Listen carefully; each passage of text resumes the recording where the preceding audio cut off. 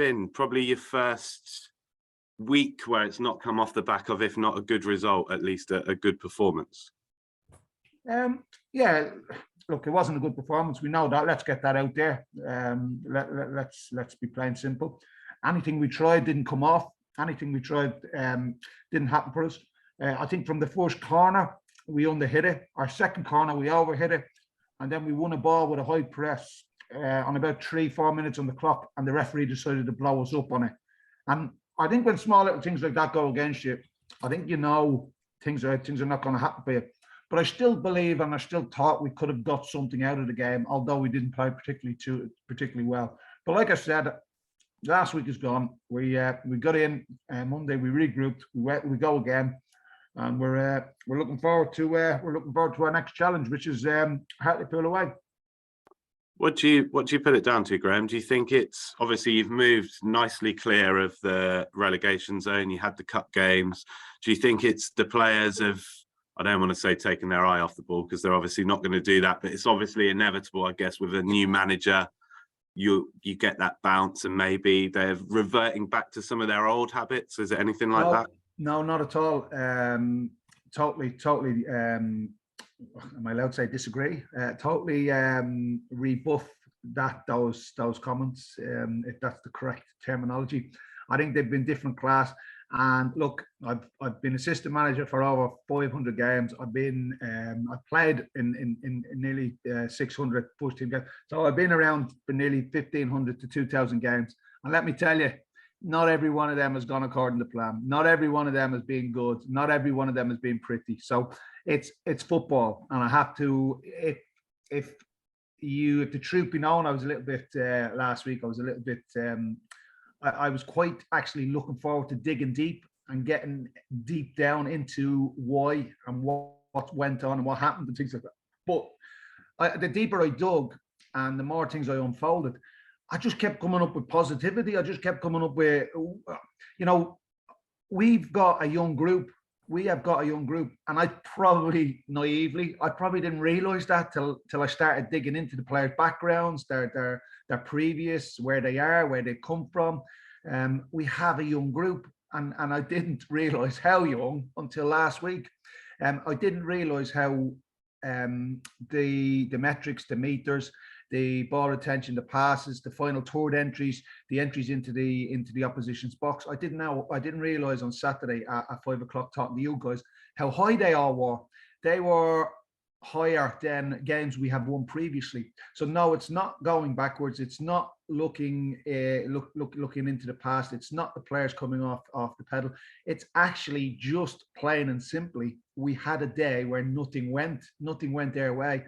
And I'm sure each and every human being can relate to a day like that in their own workplace or in their own life. The funny thing is, we tried to pass the ball, a simple pass last week, and we actually passed it over the white line for a throw-in.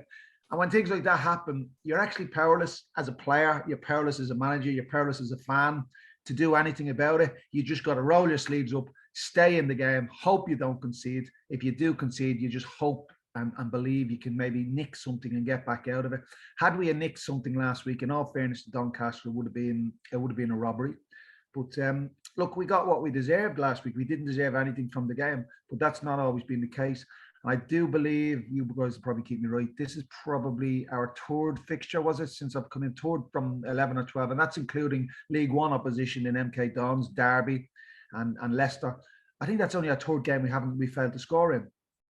10-man Mansfield, was it Leicester City, and last week. So I have to come away last week with as a learning curve rather than a looking backwards or a negative mindset.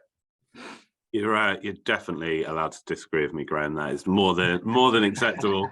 Obviously, I guess the good thing from that then is that you've lost the game, you've not played well, but it's not, you've not come off beaten 5-0 at home, you've not come off beaten 4-0, as you say. It was a game that you were in and you could have even nicked a point out of.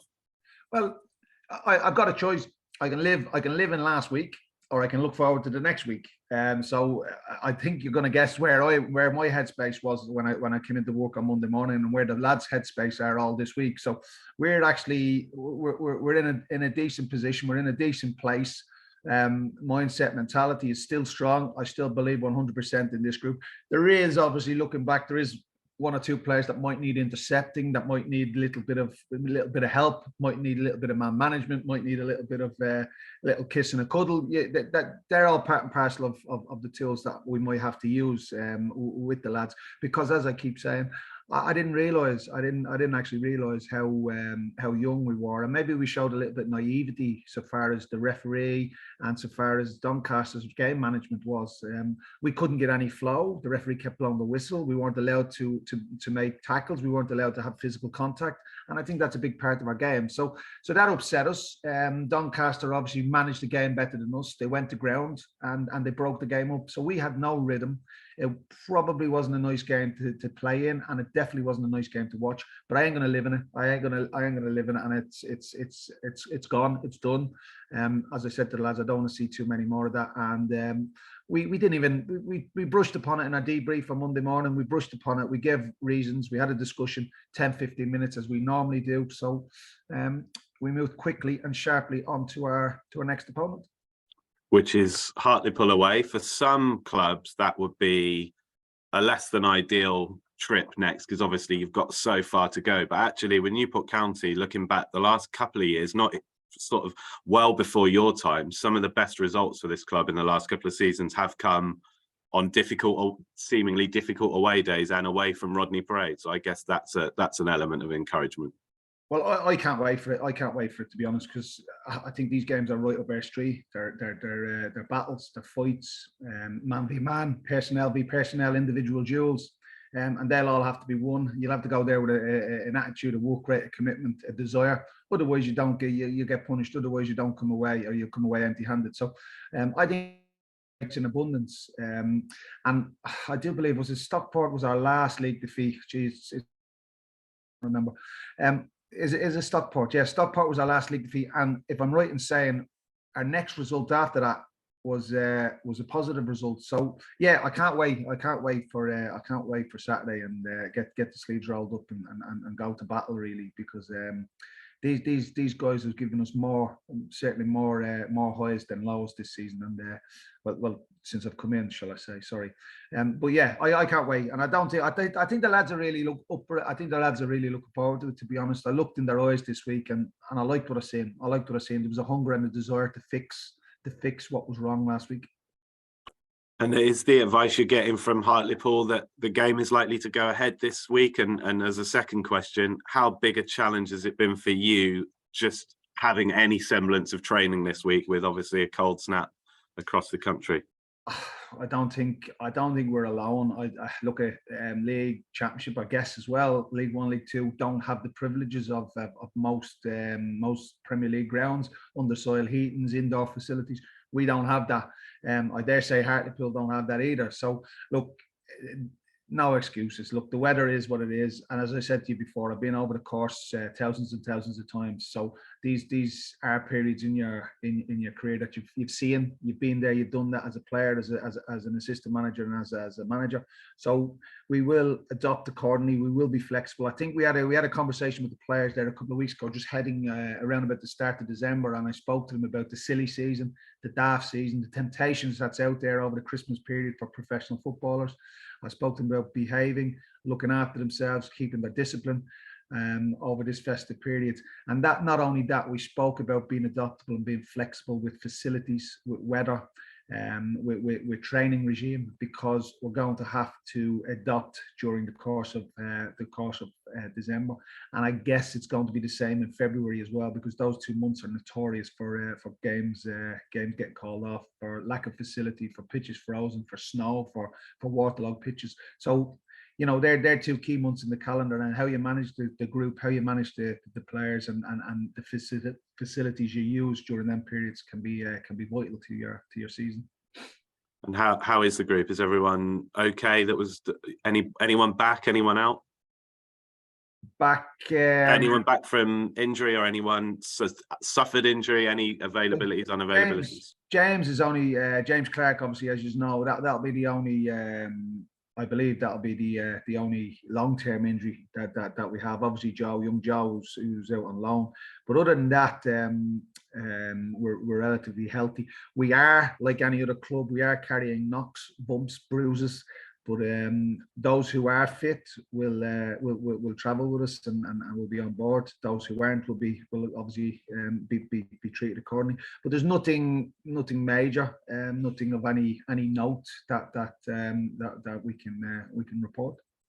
And it sounds like I'm pretty safe to assume that you're not going to overreact to one defeat and make a load of changes. You've been pretty consistent in your selection so far, and I guess the players that have not let you down for 95% of the time you've been here, you are going to certainly give another chance to.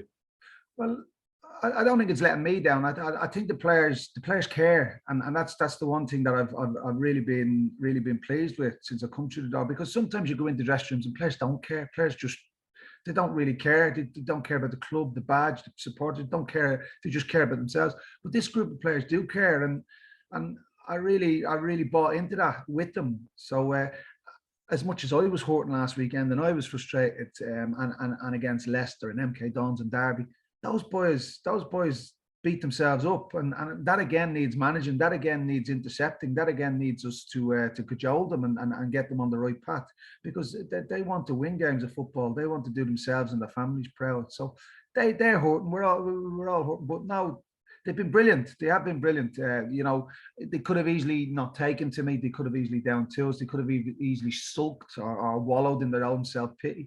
But the way they've reacted since we've come through the front door, and I think the fans have seen that, and the fans have bought into that as well. And that was another thing this week out and about in the town.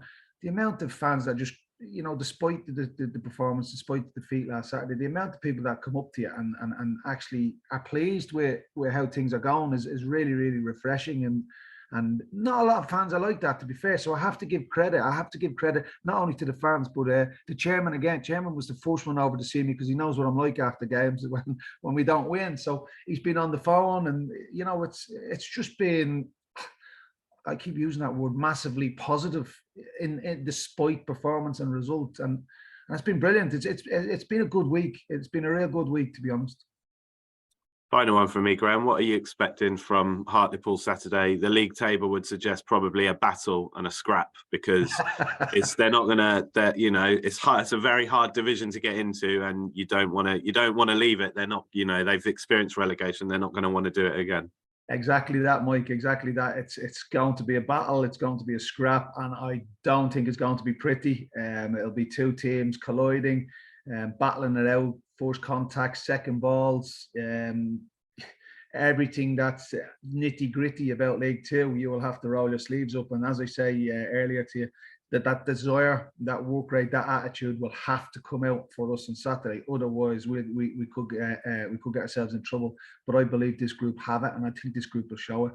But no, I'm not expecting anything pretty. I'm not expecting anything untoward. I'm expecting, as you quite rightly said, a battle on Saturday. Lovely. Thank you very much for your time, Graham. Thank you, Michael. If I don't see you, all the best. Have a good Christmas. And to you, mate. Morning, Graham. It's up against Keith Curl as well. So yes. Who neither both you and him centre backs. So it was, I guess that's what you expect, isn't it? A battle. Yeah. He was a good player, Keith. He's an experienced player, experienced manager. I've gone up against him a few times as manager. And look, you expect both teams, both sets of players, both managers, both benches, and both sets of supporters to be really in the thick of it and in the battle. And yeah, it will be a battle. There's no getting away from that. It will be a battle and a fight. And look, we have to give everything we've got. Leave nothing on the pitch, because this is going to be a real tough game, a real hard game. They're coming off the back of a victory against Crawley, a 2-0 victory away from home, which shows that their credentials, which shows that they're a decent team. So we're coming off the back, as I said earlier, off the back of a defeat. They're on the back of a win. They'll be on a high. They're at home. There's a lot of factors in their favour, but I think I've got a group of players that are in my favour. So look, I'm really looking forward to it, as I said earlier on. And the away form since you've come in and has been really, really good. At Mansfield and Northampton could easily have been both wins. You did win at Crewe. What do you like about your side on the road? I like their resilience and their robustness. Naturally, the organisation and the leadership, but we've got good legs, we've got good energy. And also, last week we still created three good opportunities last week. I love the amount of opportunities and the amount of chances they're actually creating, which is really, really positive. So, and as you quite rightly said, Northampton and Mansfield, which could easily have been, but I don't want to be that nearly man. I don't want to be, oh, we've done well, we competed and unlucky and pats on the back. And I want to be winning. I want to be winning games of football. And we are, dare I say it, touch wood and all that, the daft Irishman putting the mockers on, but I don't think we're too far away from being a half decent League Two team, half decent group of boys, one or two maybe additions, and I think we'll be fine. We'll be all right, because what these lads have in abundance is work rate, attitude and commitment. And as I said earlier to Michael, they do care. You mentioned after Doncaster you'd planned a development game. Did that get hit by the weather, I presume? Yeah. Unfortunately, I'd one or two players coming in to play in it. I was really looking forward to seeing all the young'uns, the young players. And on that note, before I forget, I must obviously mention we've got a young Evan COUGHLAN, the 17-year-old who's in the squad this weekend as well. I must congratulate him and fair play to him, along with Harrison Bright. But we had all them young kids from the academy and the what would you say, the under-18s, the under-21s, I don't know what you call them nowadays. In my days, it was all reserves. We had a mixture. We had a real mixture of young players that I was really excited about looking at and watching and seeing on Tuesday, and giving them an opportunity in front of the management and the first team staff. So it was, that fell by the wayside. It was a shame, really, but I'm really looking forward to getting to work with some of the young talent at this football club. Obviously, seen a little bit of Harrison playing. What sort of players, Evan? Well, he's a big, strong boy. He takes no mess and takes no nonsense. He's got a ton of pace. He's got a little bit of aggression. He can head the ball. He's tidy. He's actually tidy on the ball as well. He can retain possession. And we've had him across with us for the last, I think, 4 weeks. Just integrating him with the first team. And he's really, really impressed. He didn't look out of place at all going up against the senior lads. And every day is a great learning curve for him, because he's up against big, strong lads as strikers, and they're rolling him, they're turning him. And every day he's picking new things up in the game. And it's been a great learning curve for him. And I'm not saying he'll play Saturday, but it's a great experience for him just to be on board with us and be training with us and get rewarded to travel with the first team. Is a great reward, but again, he deserves it. It's on merit, and it's if you bring young kids into squads through injuries, through suspensions, that's kind of, is that a cheap way of doing it? I don't know, but these kids, Harrison included, these kids are in this team, are in this squad on merit, and I just hope they can live up to probably my expectations of them as well, because they've really excited me over the last few weeks. It's the little eye openers, isn't it, of an away trip like that? Is sometimes useful, isn't it? A long trip, and how someone like, say, Mickey would do things. It's useful, isn't it, just for them to observe? Well, you have to learn from somewhere. You have to learn somewhere. You have to be chucked in at the deep end to know if you can swim. And it's great for the kids to be in with us every day, to looking at our habits, our good habits, and looking and listening and learning from, as you quite rightly said, those experienced lads. So look, the ball is I always say the ball is in the players' court. How they take that on, what they do with it, and how far they push themselves and go is entirely up to themselves. But Evan has really got the bit between his teeth, to be fair, as does Harrison and a number of other young lads. So a couple of months in with the first team training, and then possibly getting them out on loan. And I think you'll see a massive strides in the next 4, 5, 6 months with training with the first team, and then having a loan spell. I think that's a brilliant pathway these kids into the first team. On James, how long James Clark is? I think it's his knee. It's been his knee, hasn't it? Is that right? His knee. Sorry, was it? Yeah, I don't think he's long. Sorry, I don't think he's far off, Chris. I don't think he's far off at all. Next stage will be just trying to get him onto the training ground and get him integrated with the first team, get him a bit of physical contact. So you could be looking in the next 2 to 3 weeks. If we got him out, if we rolled him out before the end of the year, that would be brilliant. But you probably, I don't know, if medical people will tell you better, but I would guess probably the first week in January, you're probably looking to get him out and having some contact and a bit of training time with the lads. Marvelous. Can I just check? There isn't a pitch inspection planned, is there, before you travel or anything like that? Is there? Or... I would guess there would be. Oh. I would guess there is. That's only experience talking. I've no knowledge of anything, but I would guess. I would guess every pitch would be inspected this weekend or today, and that would only be my experience, Chris. I wouldn't be able to give you any definitive yes or no. But look, I'm sure you would say the same. Most pitches would be checked. Yeah. My backyard wouldn't stand a chance, I tell you. So. Very fortunate to have a backyard. Oh, there we are. Yeah. We had very little as kids. That's it, and it was paving slabs. So good stuff. Cheers. Go well. Cheers, mate. Take care. All the best. Have a good Christmas if I don't see you. Yeah. Cheers, mate.